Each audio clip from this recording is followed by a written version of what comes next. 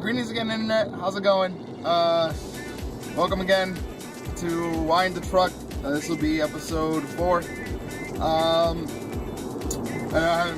just posted not too long ago. I haven't recorded in a while, but I'm hopefully back on track now that I'm all set up and ready to go with my camera, aka phone, and my editing system, aka my new computer. Anyways, a couple things to talk about today. First thing I want to talk about, and I just want to get this off my chest. If you guys haven't seen, yesterday was released the beta for PlayStation All Stars Battle Royale on the Vita. It's a free demo. It's a free beta. It's open beta to everybody. You don't need to get an invite to get in. You don't need to have pre-ordered it. Nothing. It's a free beta for any Vita owner. That being said, I have played it I think I've played it enough to where I can give a opinion about the game. Now, one thing I do want to say though is that the beta is a beta, so it's very limiting. There's only really 2 forms of play. Oh, okay. One of them being a tutorial, basically, that shows you the basic moves of the game, and the other one being your the tournament mode play, which is online only. There's no way to play. That's the one thing about this demo about this beta that I kind of don't like. It's only online. You pretty much, if you want to play offline, you're pretty much boned. So if you're not in the range of Wi-Fi, or if you don't have any, if your Vita isn't 3G enabled, then you're kind of, stuck, just kind of sitting there. But moving on from the beta itself, because you can't really blame the beta for something that's lacking. It's a beta, it doesn't happen. But also, there was only, 6 characters to choose from. Kratos, Parappa the Rapper, Fat Princess, Sly Cooper, one of the guys from Killzone, and Sweet Tooth from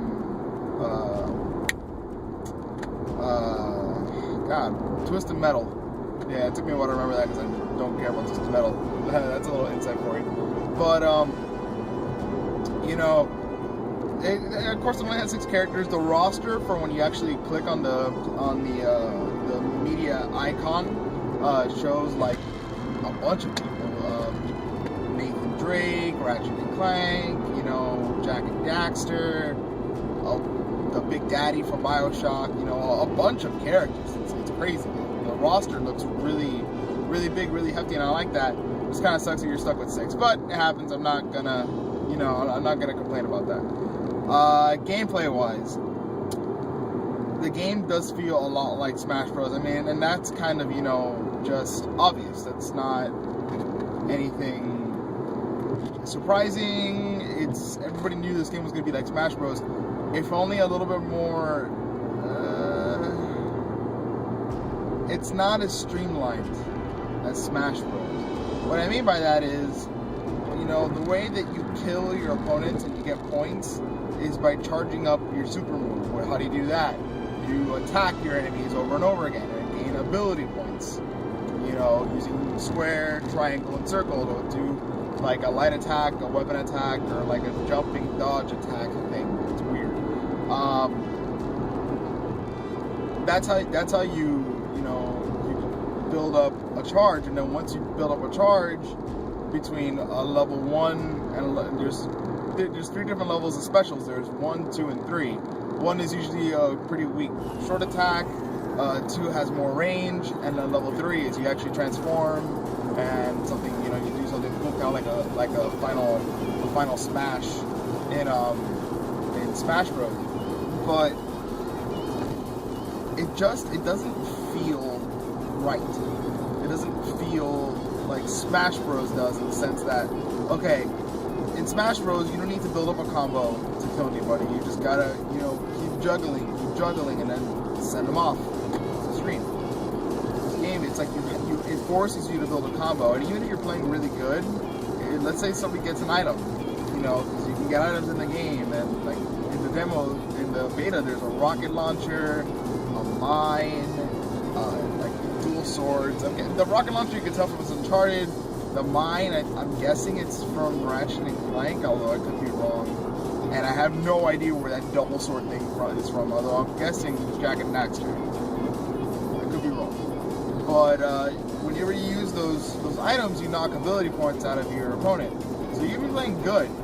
Like, let's say you just keep getting hit by an item, and you lose your ability points, and you lose a level, and now the chance you had before to kill an enemy, now you kind of got to build up the bar again. So this is kind of odd. On top of that, it kind of, I feel like the net coding isn't that great. It was kind of so-so. What I mean by that is, every time I get online, it says that I was in a 4-player match, but there would only be 2 players or 3 players on screen, and it'd be weird, you know, what's going on. And as we fight, all of a sudden out of nowhere, you'll see a player just freeze. Completely freeze. And then it's like, okay. And then you try and smack him, you know, because you're guessing you don't know what he's doing. Frozen. Smack him a little while and try and capitalize on whatever stupid idiotic thing he's doing. And you can't touch him. Like, nothing does damage. And you think to yourself, what the hell is this all about?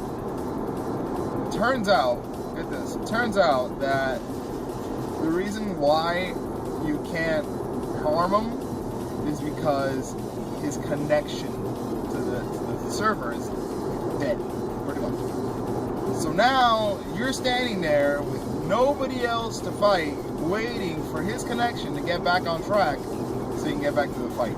All the while, keep in mind, this isn't like, this is basically like a time game on Smash Bros. So your clock is ticking. You don't have all day, you know. So as the longer they stay frozen there, the shorter the match is gonna be, and it's just a pain in the butt. I feel like, I hope that they fix some of these problems, because I really do feel like this game has potential. I do, because I mean, the characters, they're fun to play as. I've played as almost all of them, minus Fat Princess, if I'm because I haven't had a chance to try her yet. But they all, I like most of them. I like, you know, a good chunk of them. They're fun to play. Series aside, you know, but I mean, and everybody feels distinct. They don't really feel like the same. Like when you're playing, like when I play, so far from what I've been doing, I've been playing mostly Sly Cooper. What Sly Cooper plays like is he's always evading. He's always going from place to place, trying to smack and run, hit and run, get and go. You know, but Kratos, on the other hand, of course, is far more heavy. So you can tell he's more of a hard hitter, and he's always about trying to get those AP ability points, whatever, AP points. He's always trying to get those. So that's, you know, you can feel that each character is different. But yeah, that's that. I kind of don't. It's a beta, so I don't feel like I can talk about it as much as I'd like to, like for the full game. But for a beta, it's not bad. I wish there was more. I mean, it's free, so if you want to play it, play it. But if this is what the game is going to be like in the end, I don't know, guys. I really don't know. I don't know if I'm going to be picking this one up. Maybe, maybe not. So far, like I said, from what the game looks like, it looks like I'd rather play this when I go over our friends as opposed to I can't wait to buy this day one. You know, whatever. That's my opinion. Moving on. You know, there's one thing I really just want to talk about real quick, and excuse me if I ramble on about the subject, but turn-based strategy games.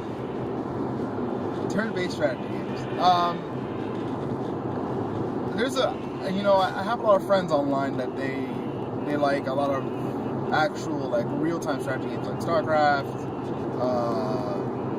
Command & Conquer, you know, those kinds of actual real-time strategy games. I have a lot of friends that like those. I personally don't care for those, you know. And what I think is sad, I mean, I prefer turn-based games, because turn-based games, they're not as fast-paced, you know, they're a little slower, and it's more like chess.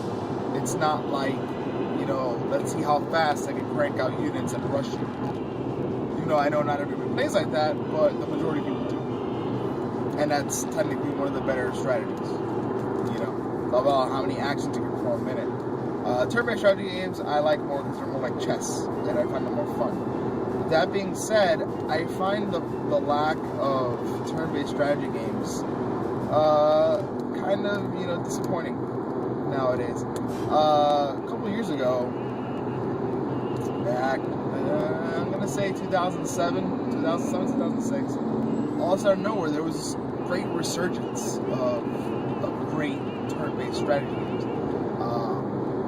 You know, the Disgaias were out at that point, and they were fun, you know, hard and grindy, but they were fun.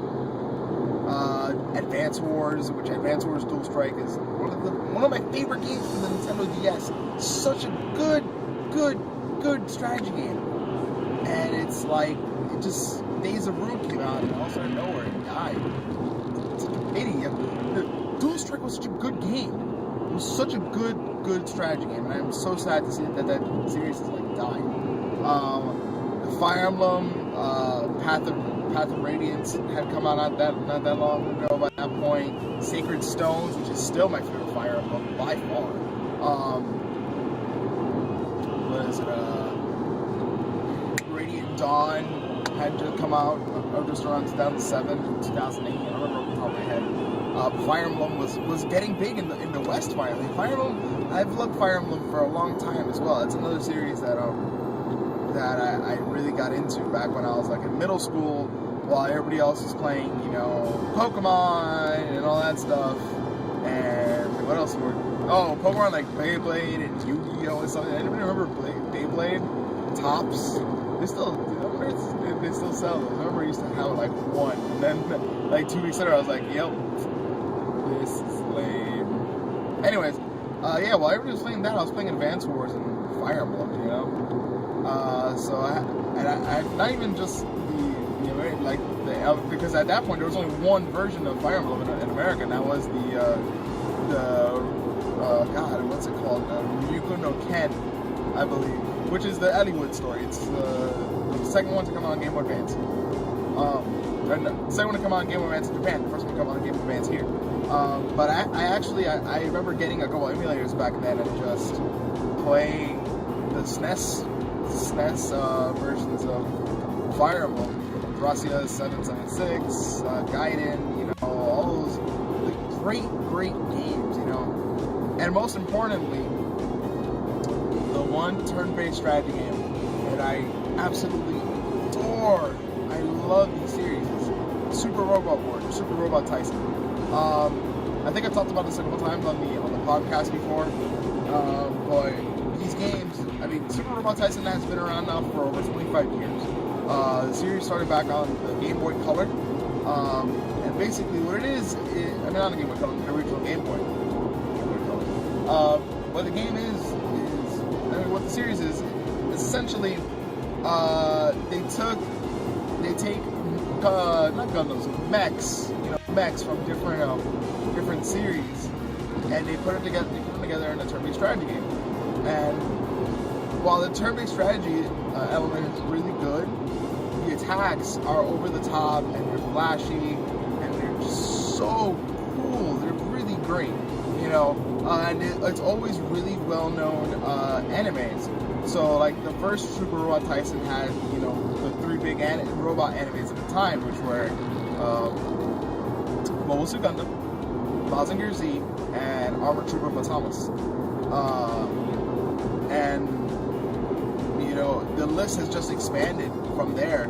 I personally got into the series on the PS2. I wasn't, so trust me, it's not like I was into the series way back in the day, because hell, I didn't even understand Japanese at all back then. But I started in 2000, on the PS2, back when I was in high school, playing Super Robot Taisen Zetto, which is on the, it's basically, the way that Super Robot Taisen works is that there's a couple different arcs. There's the main classic stories, there's the alpha stories, the A stories, the OG stories, which are original generation, which are characters that usually whenever you play Super Robot Taisen, you have one central main character, and that's not, that person is not associated to any anime. Never been associated to any anime. It's just an original created character for the series. And the OG sagas are basically like, instead of having the groups of characters from anime, they'll have groups of characters just from the main characters of the past Super Robot Taisen. There's those, and then there's the Z sagas. The Z sagas are all centered around these 11 elemental stone, basically, things. And it's just fighting over those. And Z is currently my favorite saga, if only because it has Z is the saga that has, each game has the most crossovers and the most animes. Right now there's only 3 of them, I believe. 4. There's 3 main one of them. But yeah, but the cool thing about Super Robot Taisen is that it's spread out across so many different consoles. It's not central to like Nintendo or anything. There's been a Super Robot Taisen on every major console that's come out since the Game Boy. There's been, a couple on the Game Boy, a bunch on the Super Nintendo, a good amount of Dreamcast, everywhere. Super Robot Taisen is everywhere. It's never been limited, but this series is definitely the one thing that this is the main reason I want to talk about turn-based strategy games today. Super Robot Taisen is possibly one of the best, if not my favorite strategy games of all time. Or as a series. I'm not saying the first one is, because the first one's really bad. Not really bad, but it's when you see where the series evolved to after the first one, you kind of see how the first one's just not the best. But moving on, it's a great series, especially if you love anime. If you like mecha anime, this is definitely going to be the game that you want to play. You're not going to be disappointed at all. But, another thing I really want to bring up is, why don't we have more turn-based strategy games, guys? I don't know. I want to hear from you guys. Do you guys like turn-based strategy? I mean, I know I do. I just went on for the past 5, 6, 7, I don't know, however long minutes, talking about turn-based strategy games. So, I don't know. I want to know how you guys feel. Do you guys say... I personally have friends that say turn-based strategy games are for babies because they're not fast enough and they're boring and they're too easy. Then again, he's never played, this guy or Super Robot Taisen, so the hell does he know? But that being said, I want to know how you guys feel. Do you guys feel they're too easy, they're too whatever, they're too passe, that you'd rather play a good, real-time strategy game? I want to know, because I want to know if I'm in the minority on this. I could possibly well be in the minority, but I mean, I want to see more good turn-based strategies or games. There's only been 2 in the last year that I know of to come out and that I honestly enjoyed. And one of them is Pokemon Conquest. It was a great turn-based strategy game. I couldn't believe they made it out of turn-based strategy. I was very happy with the results, surprisingly. I was surprised that it even did as well as it did. I thought it was going to be horrible. I thought COIL was going to mess something up, because they don't exactly have the best track record lately. That's kind of why I was so afraid. But that being said, I really want to see more. I want to see a resurgence of more turn-based strategy games out there. I like chess. I think chess is fun, and I think turn-based strategies are fun. And most of all, I love Super Robot War, or Super Robot Taisen attacks from mechs. Oh, yes! Best part of the entire series by far are the attacks. They're so awesome. Especially with the Z series. Because the Z series is the series that has the most cameos from anime that I like. New Gundam, Mobile Suit New Gun, not Mobile Suit New Gundam, Mobile Suit Gundam Char's Counterattack, Wing Gundam, G Gundam, you know,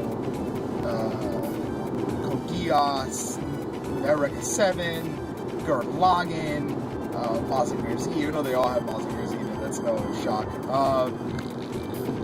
God, what you call it? Mobile Suit, Zeta Gundam, Double Zeta Gundam. Oh god, so many good robot animes. So many attacks, especially when you get to play as Gurren Lagann in the later games, and they start doing Giga Drill Breaker. Oh yes, yes, so fun. Anyways, guys, I think that's gonna be it for me today.